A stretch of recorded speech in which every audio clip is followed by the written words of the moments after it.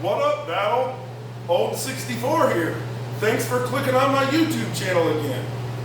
If you watched some of my previous videos, you saw my 96 Oldsmobile 98, and I just did a video on my 71 Oldsmobile 98.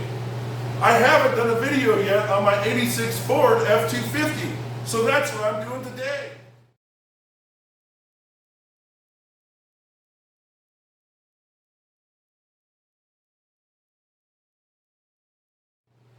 It has a 6.9 liter IDI diesel. That's indirect injection. No turbo, it's naturally aspirated. Sort of like driving a school bus around, but that's cool. I haven't done any work on it recently, so I went to the local auto parts store and I bought some rear shocks for it. You can probably buy them cheaper online, but I like supporting local business. Plus, it'll make it easier if I ever have to get a warranty on them. So let's go ahead and go over in the shop and get to work. Alright, there's the rear shock in my 86 Ford F-250. I showed you a picture of the tools you need.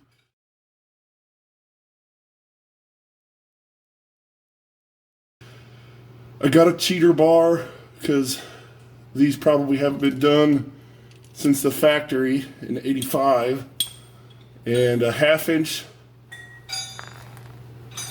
driver, and those shocks definitely look old. So it says to do the top first and then the bottom one, and it says 40 to 65 foot-pounds. I don't have a factory service manual for my truck. It's just a cheater's guide, but it's better than nothing. So here goes. Oh, that wasn't bad at all. And I didn't even hit it up with spray.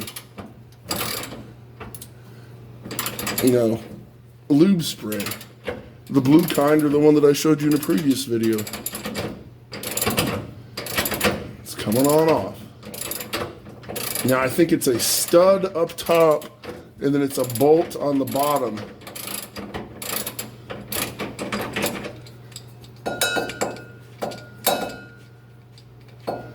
And that's a little bit warm because of the friction from pulling it off, but I didn't even have to. There it is, right there. The nut came off. All right. Now,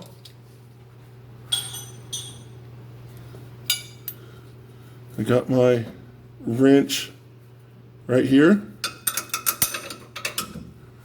Let's do the bottom.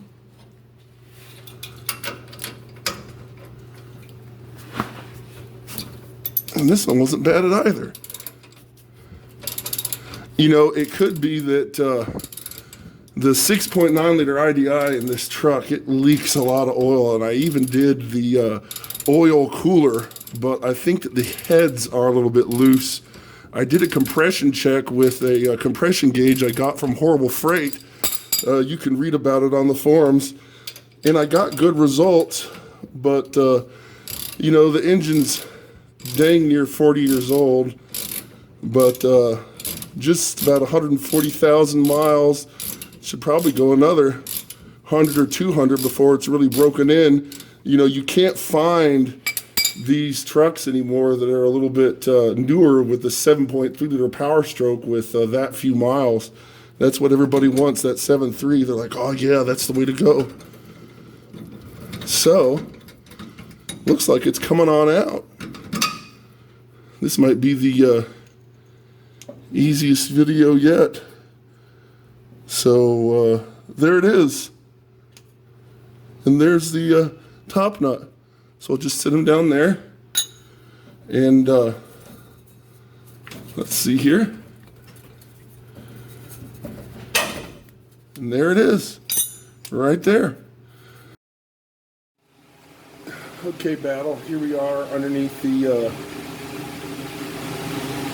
passenger side in the rear. I removed the driver's side in the rear, and let's see how difficult it is to get this one off.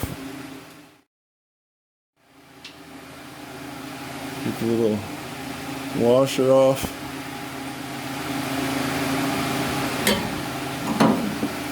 All right. Now the truck would run like Uncle Buck's, what was it, a Cadillac or was it a Lincoln? I can't remember. And they removed the rear shocks and it would float down the road, and they got it to backfire in the movie, John Candy. But I got the rear shocks out, and the ones that I got, the heavy duty ones, I just could not get in place. My floor jack is not tall enough to lift this truck by the frame, so even when I lifted it as far as I could, I still had like 2 inches to go. So maybe I could get some non-heavy duty ones without the helper spring, which actually you don't want weight supported on the shock mounts because the weight of the frame is supported by the springs, up at the front and at the rear shackle. So, all right, I'm gonna call it. I've been fighting this all morning, and it's dang near 90 degrees outside, or 90 degrees in the shop. So I'll see you on the flip side, Battle, and I'll have new shocks that hopefully won't be a pain in the butt to get in. And these ones came from the parts store with that strap on them, so hopefully they're a little bit easier to get in the truck. So let's go underneath the truck and try it now. Okay, Battle, here we are underneath the truck on the passenger side. You can see I got the old shocks out, and I don't even have to take my spare tire out. There's plenty of room underneath here. The truck's not lifted at all. All right. I'm just gonna put that safety stand there so the shock doesn't expand too much. Because being underneath it is a pain in the rear trying to get these things compressed. That's what I like to see. Sort of a pain, but got it in there. Cut the strap off the top. The strap off the bottom. There we go. Adjust the camera a little bit. I really need to get a good camera because this is just my lousy cell phone that's already a couple years old. I set it to 50. It's a click style.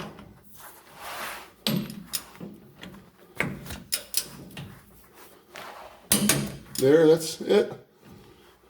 Do it twice just for good measure. Yep. It's in there. And when I removed it, it wasn't a bear to get out, so. All right, let's go to the other side. I think that's a decent angle for you, Battle. So, I got the washer.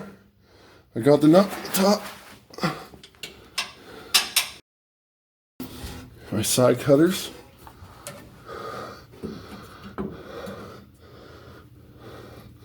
And here goes.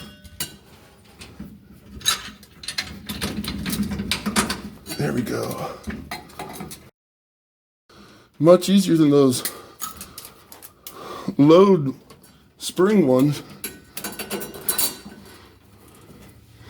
We'll see if I have pictures and I can show you that if you're working hard, you might want them, but these are just fine for hardly working.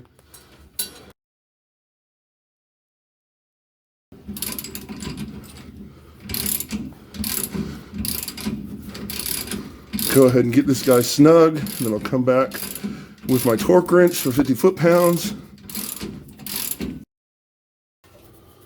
All right, I got them on there snug.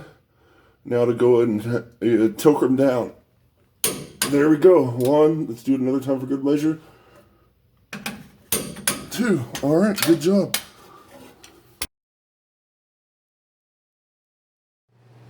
So, Battle, what do you think? That wasn't too bad. Getting those old shocks off and putting the new ones on, those should be good for at least another 10 years.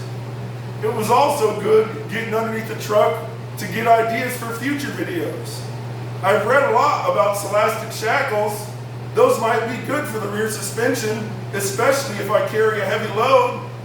Is my truck working hard? Well, I don't think so. Mostly it's hardly working. Also, it'd be cool to put mud flaps on the back of my bullnose truck. Look for that in future videos. Make sure that you like, subscribe, and comment down below. I look forward to hearing what you say. See you next time, Battle.